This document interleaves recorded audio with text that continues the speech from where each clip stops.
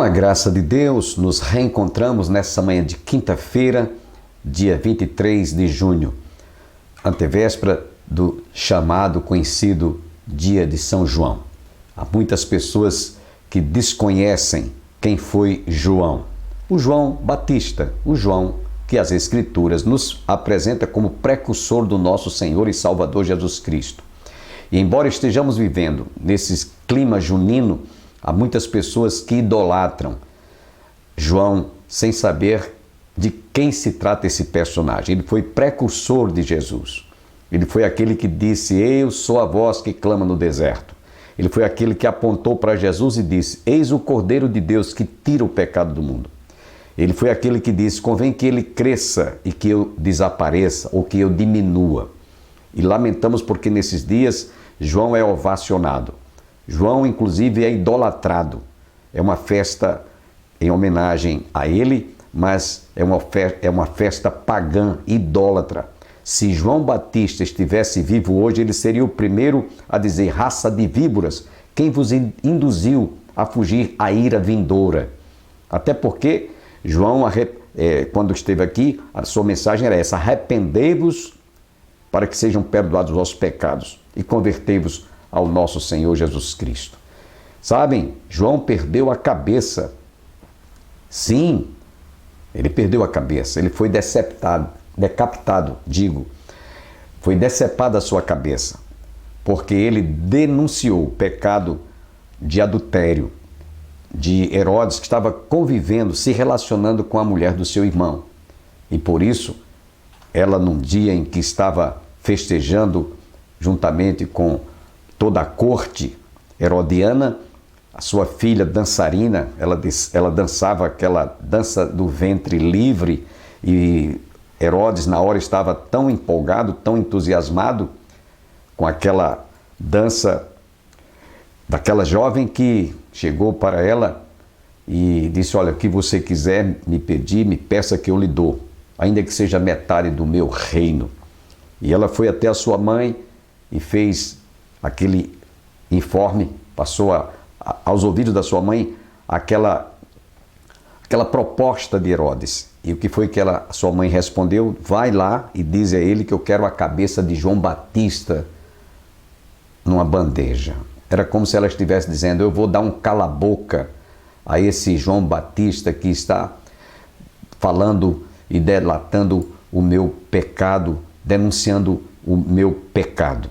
Sabem, amigos, João Batista teve a sua cabeça trazida numa bandeja porque falou a verdade. Ele não tinha papa na língua. Se você não sabia, essa é a história de João Batista. E é esse João que muitas pessoas estão hoje idolatrando, não é?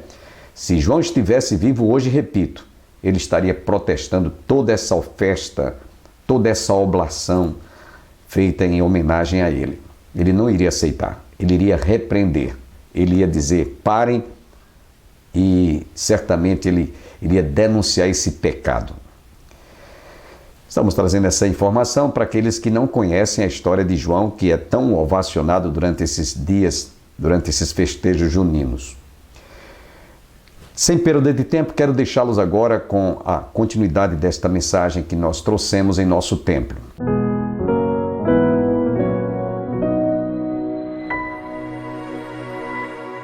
Mas o mundo aí fora está, meus irmãos, como uma fera, como um leão, né? Vendo a quem possa tragar. Na primeira oportunidade, essas crianças poderão ser induzidas pelas drogas,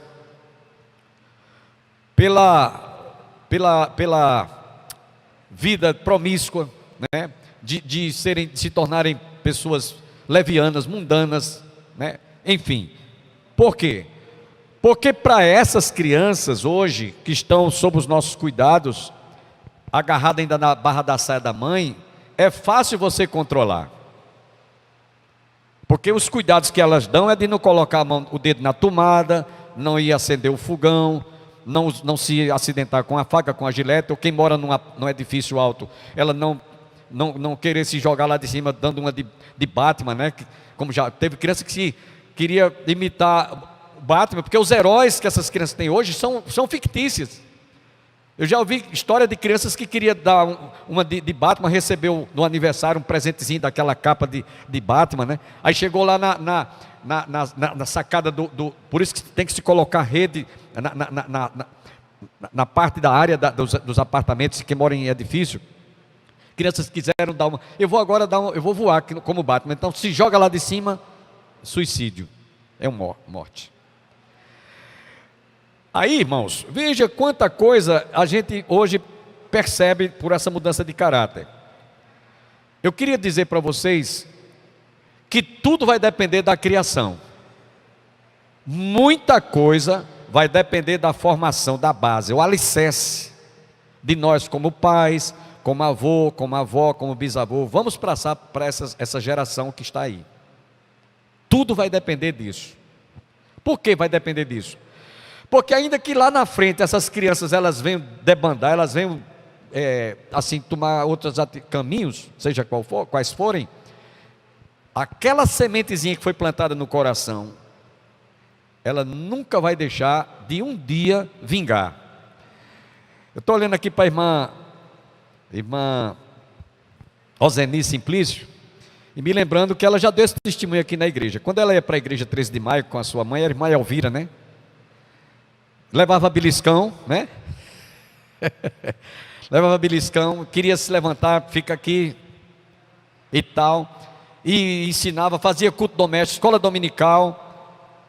Está aqui hoje, já é bisavó, mas está na casa do Senhor.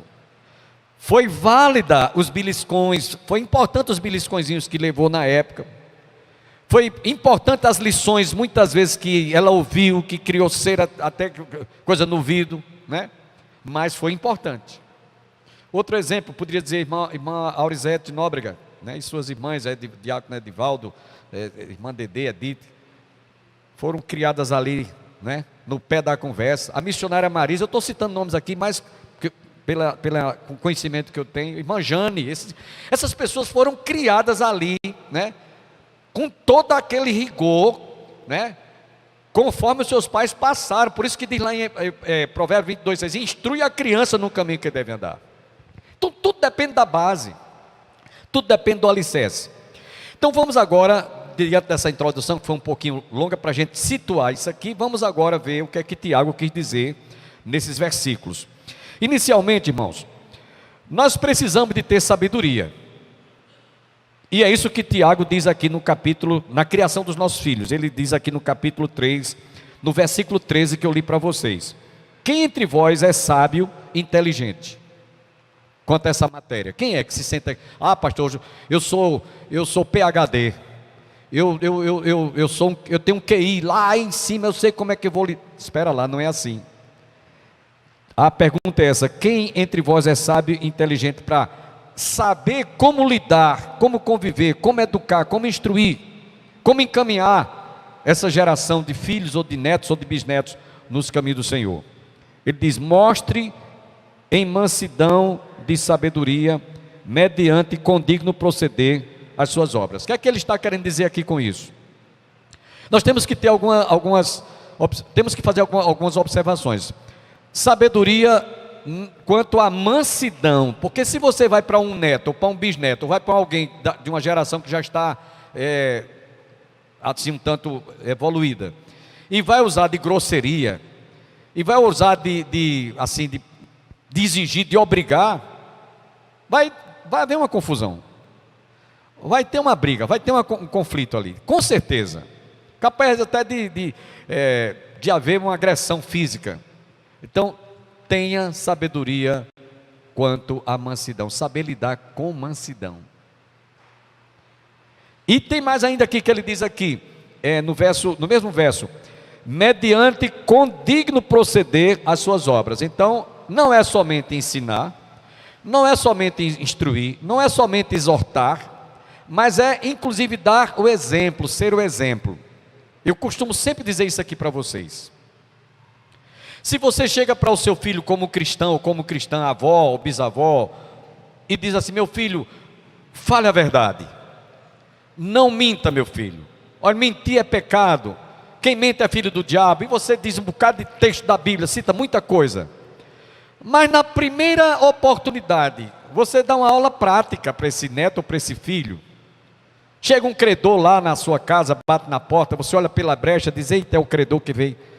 Aí chega para o seu filho e diz: diga que eu não estou não. Você desmanchou tudo que você... Cadê o seu testemunho? Cadê sua palavra?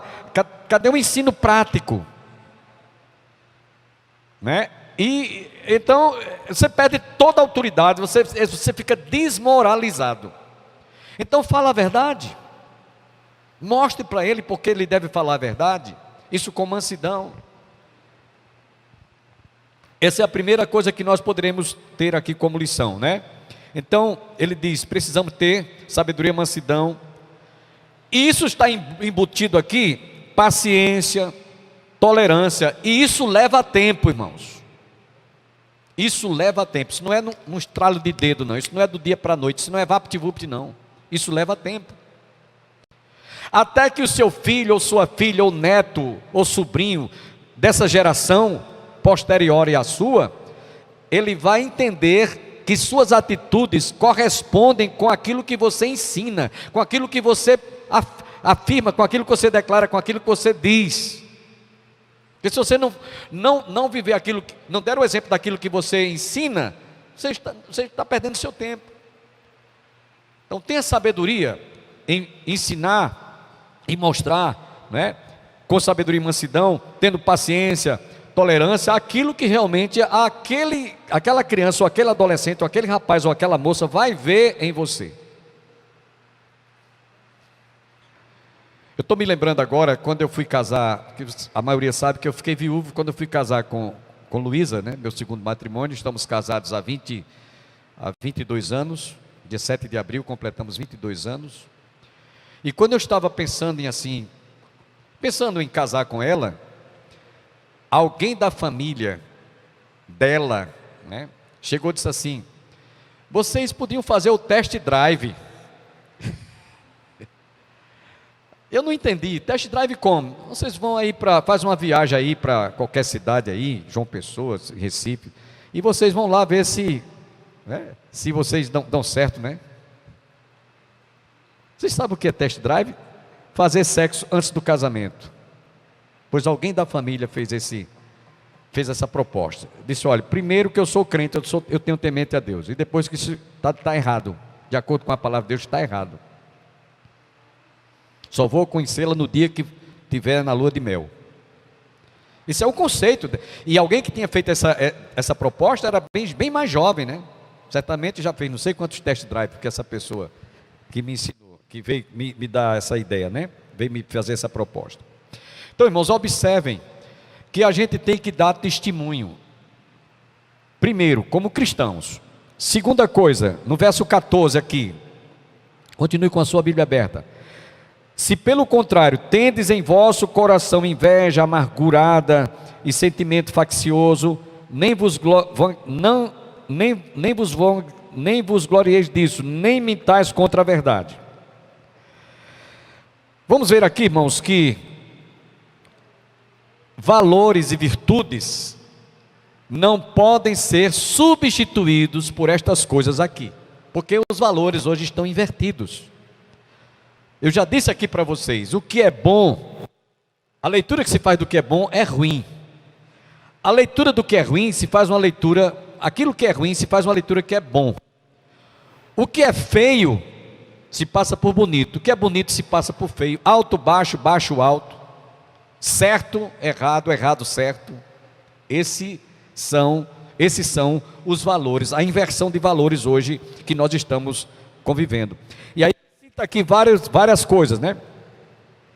Vamos usar as virtudes e os valores que encontramos na palavra de Deus, que são os conceitos mais, podemos dizer, razoavelmente positivos para uma família ser saudável e ter um relacionamento saudável e ser sadia, do que você praticar a inveja, a mentira, que é o que está implícito aqui no verso 14.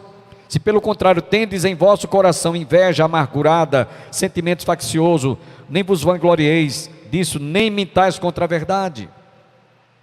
Eu tenho que entender isso.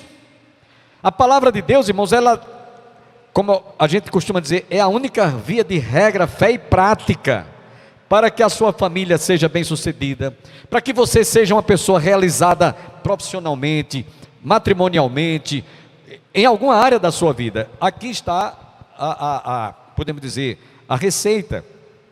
Então vamos usar as virtudes, os valores que encontramos na palavra de Deus, e esses valores, podemos dizer que servem de munição espiritual, certo? Contra todas essas coisas da carne. Inveja, como ele diz aqui, né? Inveja, sentimento faccioso, faltar com a verdade e assim sucessivamente. Verso 15, ele diz: esta não é a sabedoria que desce lá do alto, antes é terrena, animal e demoníaca. O que é que ele está, no verso 15 ele está se referindo? Ao que ele fala no verso anterior. Porque para algumas pessoas, ser sábio hoje é passar a mão no que é dos outros. Ser sábio hoje é passar a perna. Ser sábio hoje é dar uma rasteira. Ser sábio hoje, como diz o presbítero Sebastião, ele diz assim: tenha cuidado com fulano, que fulano é muito sabidinho. Mas não é sabidinho porque é sábio, não é sabidinho porque se aproveita da sua bondade, da sua benevolência, do seu gesto de uma pessoa boa, para passar a mão em você. Cuidado. Tem muita gente sabidinha, né? Essa sabedoria, ele diz aqui, ela não é lá do alto, né? No verso 15 ele diz: esta não é a sabedoria que desce lá do alto, antes é terrena, animal e demoníaca. No verso 15 ele diz então: busquemos a sabedoria que vem lá do alto. Aprendamos com o apóstolo Paulo, que ele nos diz lá na sua primeira carta aos Coríntios, capítulo 8, versículos 1 e 2. Paulo, escrevendo na sua primeira carta aos Coríntios, ele nos dá uma grande lição. No capítulo 8, versículo 1, a parte C, ele diz assim, a parte C: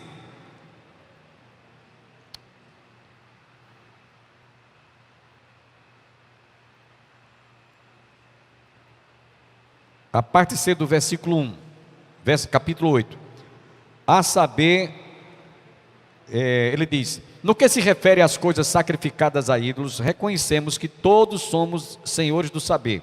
Aí a última parte diz: o saber ensoberbece, mas o amor edifica. O que Paulo está dizendo aqui, irmãos, que quando as pessoas às vezes estão cheias do eu, cheias de si, de conhecimento, elas se sentem ensoberbecidas. E aí ele diz aqui que o saber ensoberbece, mas o amor é que traz edificação. E no verso 2 ele diz: se alguém julga saber alguma coisa, com efeito não aprendeu ainda como convém saber. Ou seja, por mais que você se sinta uma pessoa consciente, sabedora do que deve ser feito, que conheça a verdade, o que sabe realmente o que deve ser feito, em detrimento do que está a proposta do que é errado, tenha humildade, tenha amor, tenha visão de que realmente isso que você está ensinando é para edificação, é para correção, e não por você se sentir uma pessoa vaidosa, ou opulenta, ou presunçosa. Então, essa é a primeira coisa: mudança de caráter. Mudança de caráter. Fale a verdade, seja simples, procure realmente mostrar com o exemplo o que é que deve ser feito por esta geração que está aí toda hoje tendo um comportamento controverso. Segunda coisa: evite situações que geram confusão e rupturas do bom senso. Essa segunda lição: evite situações que geram confusão e rupturas do bom senso. No versículo que nós vamos ver agora, irmãos, ele diz aqui,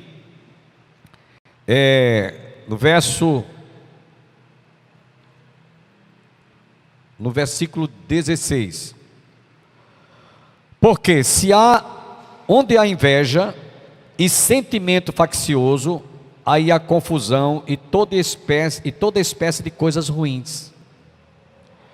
A inversão dos valores geram isso aqui. A inversão dos valores produzem isso aqui. E aí, Tiago diz: se há inveja, se há sentimento faccioso, só vai gerar confusão e toda espécie de coisas ruins. Portanto, eu tenho que verificar que essas situações, mesmo sendo contrárias, diversas, só vão gerar confusão e a falta do bom senso. Todos nós temos um bom senso, até mesmo o idiota, me perdoe usar essa expressão, até o mesmo imbecil, ele tem bom senso. Como assim, pastor? O imbecil não vai botar a mão no fogo, vai? Procure saber se uma pessoa que é imbecil, né? Uma pessoa que tem um bom senso. Fulano, bota a mão aqui, tem lá um fogo, uma fogueira assim, bota a mão no fogo. Ele bota breu que bota, não bota não. Ele tem bom senso. Sabe que se botar vai queimar, vai criar uma pipoca. Então, se ele tem bom senso para distinguir uma coisa que é ruim e uma coisa que é boa, porque numa hora dessas nós não vamos mostrar, né? Como dissemos aqui, segundo ponto da lição, evite situações que geram confusão e rupturas do bom senso. Chega para o sujeito e fala para ele, chega para a moça, chega para o rapaz, chega para o seu filho, chega para o neto, para o bisneto, e diga para ele: olha, fulano, não é bem assim não. Olha, isso aqui, então você vai ter que ter tempo para mostrar, isso aqui vai gerar isso vai gerar isso. O exemplo que eu citei dessa menina, que chegou para mim e disse que queria que eu fizesse o casamento. Eu tive que mostrar para ela a verdade. Olha, infelizmente, você, lá em algum momento da sua vida, você facilitou, você se excedeu nessa área aqui, está aqui. Hoje você está aí, grávida, gravidez de risco, com complicações, você vai ter que ter um acompanhamento com um ginecologista ou uma ginecologista. Você vai ter que conviver com isso agora. Eu não descartei que ela estava tudo perdido, não. Você vai ter que conviver com isso aqui. É uma coisa que você plantou e que você agora está colhendo. Agora, tenha sabedoria para saber como conviver com isso. Você não está vendo hoje que você realmente precisa de ajuda, precisa de socorro, precisa de auxílio?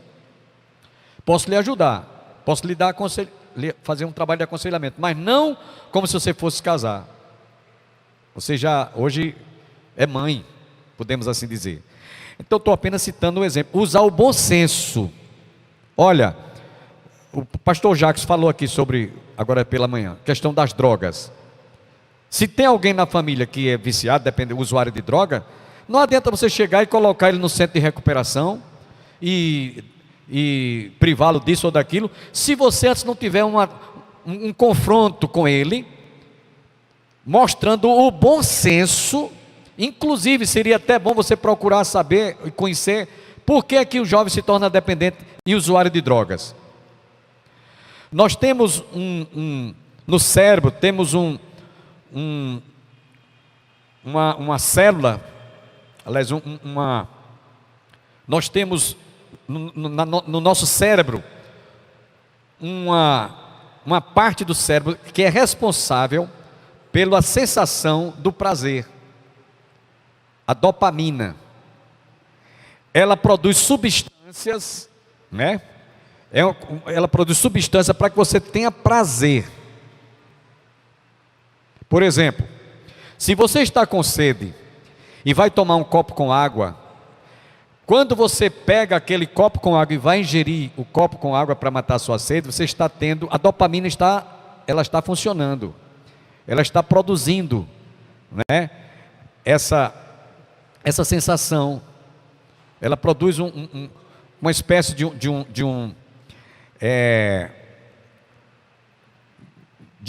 uma substância Aqui você tem prazer de tomar um copo com água.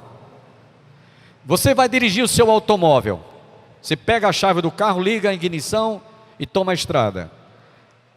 A dopamina está funcionando e você tem prazer em dirigir o automóvel. Espero em Deus que você que está conosco compreenda o motivo pelo qual temos que fazer esta abrupta interrupção, como eu costumo dizer, é que o nosso programa só tem a duração de 30 minutos. Você está convidado a continuar conosco amanhã, se Deus assim nos permitir.